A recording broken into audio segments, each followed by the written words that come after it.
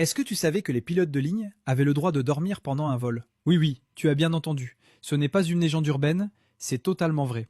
Et surtout, c'est 100% légal en France comme dans le reste de l'Europe. En fait, sur les vols long courriers, qui peuvent durer 10 heures parfois plus, les pilotes disposent d'un temps de repos prévu par la réglementation.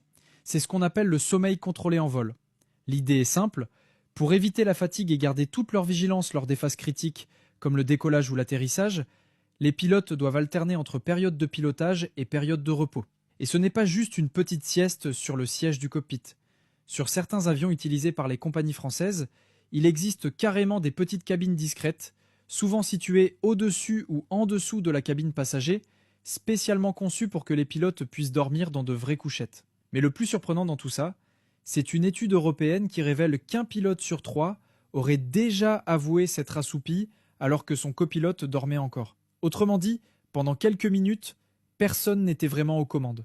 Ce qui est à la fois impressionnant, un peu inquiétant, mais aussi révélateur de l'importance du sommeil dans ce métier ultra exigeant. Alors la prochaine fois que tu prends un vol Paris-New York ou Paris-Tokyo, sache qu'à un moment ou un autre, il y a de grandes chances que ton pilote soit en train de faire une petite sieste, mais rassure-toi, tout ça est prévu, encadré et fait pour ta sécurité.